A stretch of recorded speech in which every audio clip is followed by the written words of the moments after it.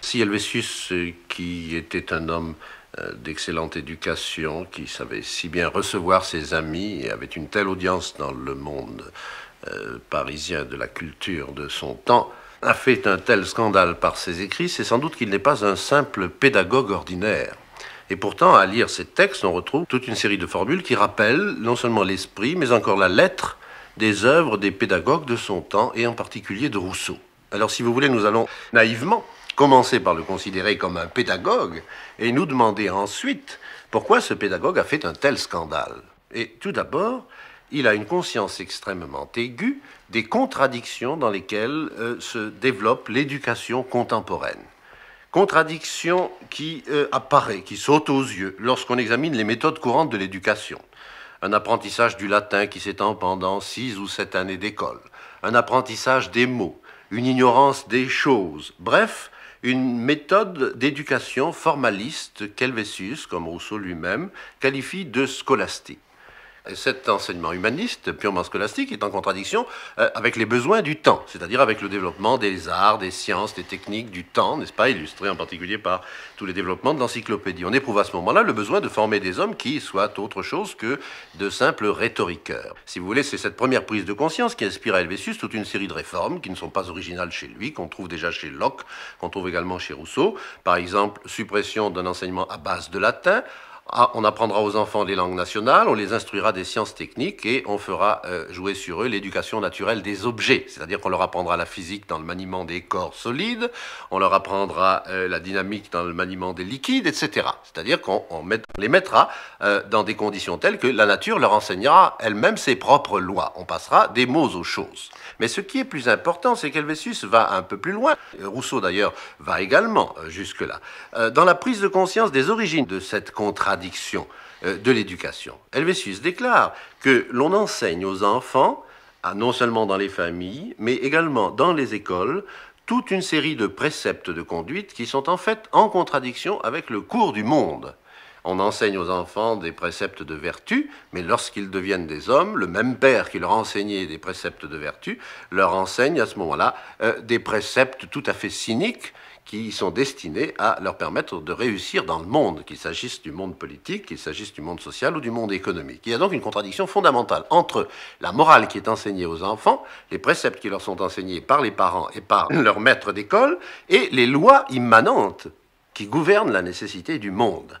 Et ce monde est évidemment un monde social. Et par là, nous débouchons sur une seconde prise de conscience, non seulement la contradiction des méthodes de la pédagogie, mais la contradiction fondamentale qui commande cette première contradiction.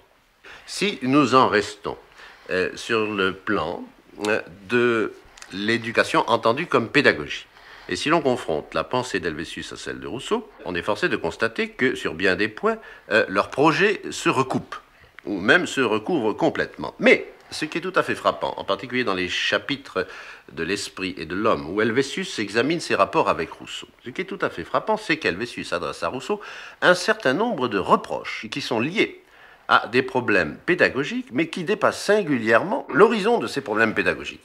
En particulier, Helvétius reproche à Rousseau de croire à la bonté originelle de l'homme. Il lui reproche également d'attribuer une importance démesurée à ce qu'il appelle l'organisation de l'homme, c'est-à-dire à sa constitution organique.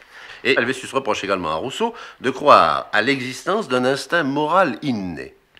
Eh bien, ces reproches nous font découvrir derrière des disputes ou au contraire des accords sur des problèmes pédagogiques, un arrière-fond théorique, n'est-ce pas, qui distingue radicalement Helvétius de Rousseau.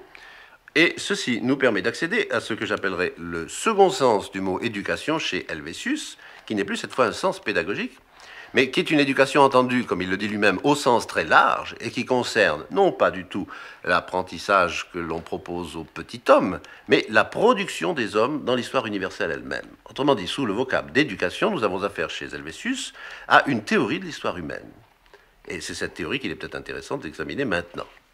Si nous voulons caractériser la conception qu'Helvétius se fait de l'histoire humaine sous les espèces de ce concept généralisé de l'éducation, nous devons dire qu'il considère que l'homme en naissant n'apporte, pour ainsi dire, absolument aucune structure à sa propre existence. L'homme naît dans un état de plasticité absolue. et qu'il est entièrement formé par ce que Helvétius appelle le hasard, dont on voit très rapidement qu'il est en fait commandé par les structures du milieu dans lesquelles l'individu lui-même se trouve. Le hasard pour le petit enfant, dont la nature est absolument vierge et pure passivité. Le hasard, c'est tout d'abord le milieu familial dans lequel il vit, les parents auxquels il a affaire, la nourrice qui le nourrit, qui lui adresse telle ou telle parole, telle punition que le petit enfant aura subie. Alors, sous les espèces de ce concept qui en lui-même apparaît non structuré de hasard, ce que pense Helvétius, c'est en fait l'influence d'un milieu qui, dès la petite enfance de l'individu, est lui-même structuré, c'est le milieu familial. Et la seconde éducation au sens large que subit le petit homme, c'est l'éducation qu'il subira lorsqu'il deviendra adolescent, puis majeur, c'est-à-dire lorsqu'il entrera en contact avec un milieu plus vaste que le petit milieu de l'enfance familiale, c'est-à-dire avec le milieu de ses amis proches, ensuite de la société dans son ensemble. Et c'est ce second milieu qui, à ce moment-là, agira sur lui sous la forme du hasard, et qui, dans une certaine mesure, dans une grande mesure, imprimera en lui ses propres caractères, et le constituera, le produira à proprement parler. Ce qui fait que Helvétius nous représente l'histoire de l'homme comme l'histoire de la production intégrale de l'homme par l'influence du milieu sur un individu conçu lui-même comme une nature purement plastique. Et c'est cette vue générale, si vous voulez, qui nous permet de comprendre la double réfutation à laquelle Helvétius se livre lorsqu'il critique en particulier les théories de Diderot et celles de Rousseau. Autrement dit, pour Helvétius, l'homme n'est pas sous la dépendance de son organisation, au sens de Diderot, c'est-à-dire sous la dépendance de sa constitution physiologique, nerveuse, sur les dispositions internes de son cerveau. N'est-ce pas ? Diderot dira, si l'on ouvrait le cerveau d'un sot, on verrait pourquoi il est sot. D'un génie, on verrait pourquoi il est génie. Nous verrons tout à l'heure que le déterminisme absolu par le milieu, chez Helvétius, c'est proprement la figure de la liberté humaine, alors que le déterminisme radical chez Diderot par l'organisation interne de l'individu est aux yeux d'Helvétius, n'est-ce pas, la figure du déterminisme par, non pas de la liberté, mais au contraire de la fatalité. Le second adversaire que réfute Helvétius, à partir de ses propres positions, c'est justement Rousseau. Dans la mesure où pour Rousseau, on n'a pas affaire, quoi qu'en dise Helvétius, à une influence prépondérante de l'organisation de l'individu sur son histoire. L'individu, pour Rousseau, n'est pas préformé organiquement à tel ou tel destin. Mais ce à quoi Helvétius est particulièrement sensible, c'est à une autre forme de structure innée que l'individu apporte au monde en naissant et en se développant, l'individu de Rousseau.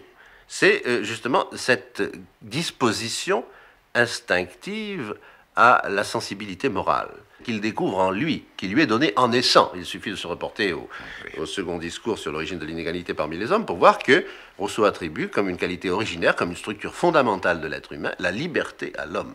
Et cette liberté est essentiellement conçue par lui comme une liberté morale, c'est-à-dire comme l'équivalent de l'instinct moral. Bien, Helvétius réfute également cette structure originaire de la nature humaine, parce que c'est une structure qui, par conséquent, commanderait tout le destin de l'humanité. Et il veut que l'homme soit parfaitement nu, sans aucune structure originaire, soumis par conséquent à toutes les influences extérieures du milieu. Nous avons ici affaire à un radicalisme tel qu'il n'a peut-être jamais été énoncé, un radicalisme de l'influence du milieu sur le développement de l'homme, c'est-à-dire à une production intégrale de l'homme par sa propre histoire. Et lorsqu'Helvétius dit que l'homme est entièrement formé par le hasard, nous découvrons, je l'indiquais à l'instant, que dans l'éducation du petit enfant, la première forme du hasard, c'est le milieu familial immédiat. Dans l'éducation de l'adolescent et de l'homme fait, la seconde forme du hasard, c'est le milieu social ambiant, environnant, qui est un milieu très vaste puisqu'il recouvre toute la société. Et je crois que si l'on veut énoncer la pensée la plus profonde d'Helvétius, c'est celle qui essaierait de penser l'ensemble de ces milieux, de ces différents milieux que l'homme traverse au cours de son existence individuelle, sous un concept unique. Et ce concept unique, il est tout à fait étonnant de le rencontrer chez Helvétius sous la forme du concept de gouvernement. La société est résumée par Helvétius dans ce qu'il appelle son gouvernement, c'est-à-dire l'ensemble de ses lois qui commandent ses mœurs, qui commandent ses institutions, qui commandent jusqu'au détail de l'éducation, par conséquent jusqu'aux formes les plus fines de l'influence du milieu sur l'individu. Et c'est à ce moment-là, si vous voulez, que va s'opérer le renversement de toute la pensée d'Helvétius, et qu'Helvétius va peut-être nous livrer son arrière-pensée, sa pensée la plus profonde qui a fait, enfin, qui est sans doute à l'origine du scandale que ses œuvres ont produite de son temps. Mais je crois, Helvétius l'a dit en propres termes à plusieurs reprises, on pourrait apporter ici des textes très précis, que cette théorie généralisée de l'éducation était à ses yeux la présupposition théorique qui lui permettait de penser une réforme radicale de l'humanité par une réforme radicale de son mode de gouvernement. Si effectivement les hommes deviennent des sots, s'ils deviennent des faux ou s'ils deviennent des génies parce qu'ils vivent sous telle ou telle forme de gouvernement, si la démonstration est faite de la toute-puissance du gouvernement sur la formation et sur le destin des individus, la conclusion qu'en tire Helvétius est radicale, mais elle est très simple. Il suffit de changer la forme de gouvernement pour changer la nature humaine et le destin de tous les individus. C'est-à-dire qu'on peut imaginer, à partir d'une réforme du gouvernement, une réforme de la société telle que les hommes ne seront plus faux, ne seront plus vicieux, ne seront plus sots, qu'on pourra en quelque sorte à volonté produire des génies. Et qu'en tout cas on pourra produire pour les besoins de la société les hommes ayant des dispositions telles qu'ils satisferont par avance aux fonctions que la société leur destine. Nous sommes bien obligés de constater que le destin de ce radicalisme théorique est tout simplement un réformisme assez plat.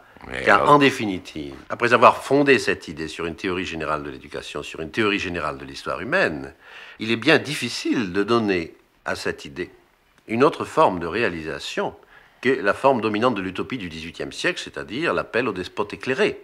Et Helvétius, finalement, ne propose aucune méthode révolutionnaire qui soit capable d'appliquer sa pensée révolutionnaire. Tout son effort politique se limite à espérer l'avènement d'un prince, d'un despote qui sera suffisamment éclairé pour comprendre qu'il est nécessaire de réformer le gouvernement, de faire régner la vertu, de contraindre, de nécessiter, comme il dit, les hommes à la vertu, n'est-ce pas, et de transformer la nature humaine par la transformation du gouvernement. Il appliquera la théorie générale de l'éducation d'Helvétius à l'humanité, et il sera aussi le pédagogue, c'est-à-dire que dans cette théorie générale de l'éducation politique, on trouvera aussi un secteur qui sera celui de l'éducation au sens pédagogique, au sens étroit dont nous sommes partis au début, n'est-ce pas? C'est-à-dire qu'on réformera les collèges. Mais l'éducation au sens large du terme, c'est-à-dire au sens politique du terme, est entièrement entre les mains d'un individu miraculeux qui, ou bien surgira un jour dans le monde politique, ou bien aura le génie de comprendre la profondeur de la pensée d'Helvétius et de se rendre à ses évidences. C'est-à-dire qu'il sera suffisamment éclairé pour faire la réforme qu'Helvétius attend lui-même de l'histoire. Les reproches qu'Helvétius adresse à Rousseau ont peut-être en définitive une signification qui peut nous éclairer à la fois sur le caractère radical de sa théorie et sur le caractère réformiste de sa prise de conscience politique. C'est qu'en définitive, il se propose un objectif dont il ne pense pas les moyens. Je ne dis pas que Rousseau pense les moyens d'une véritable réforme politique, mais je dirais qu'il est manifestement beaucoup plus conscient des contradictions dans lesquelles se trouve la société de son temps. En particulier, Rousseau ne pense pas qu'une réforme politique générale puisse être atteinte par ce que nous pourrions appeler une réforme de l'entendement, c'est-à-dire par le plaidoyer pour la vérité. Rousseau ne pense pas que la vérité éclairera les esprits du simple fait qu'elle soit énoncée. Et au fond, c'est l'utopie qui domine dans toute la pensée des Lumières en France et en Allemagne, enfin dans l'Europe à cette période, c'est l'idée que la vérité peut être efficace par elle-même. Et c'est une pensée que Helvétius partage. Eh bien, Rousseau n'a pas cette conviction. Rousseau pense que le combat entre la vérité et l'erreur est un combat qui prend une forme humaine, qui n'est pas un combat d'abstraction, et qui est un combat qui oppose les hommes entre eux à un niveau beaucoup plus modeste, beaucoup plus matériel, beaucoup plus concret. Ce qui fait que, personnellement, j'aurais tendance à conclure que le radicalisme d'Helvétius est un radicalisme qui reste abstrait, qui reste purement théorique, et que les contradictions qu'Helvétius reproche à Rousseau sont peut-être au fond l'indice chez Rousseau d'une pensée plus profondément sensible aux contradictions réelles et aux conditions effectives, non seulement de l'existence des hommes, de leur croissance, de l'histoire humaine, mais même des problèmes politiques de son temps.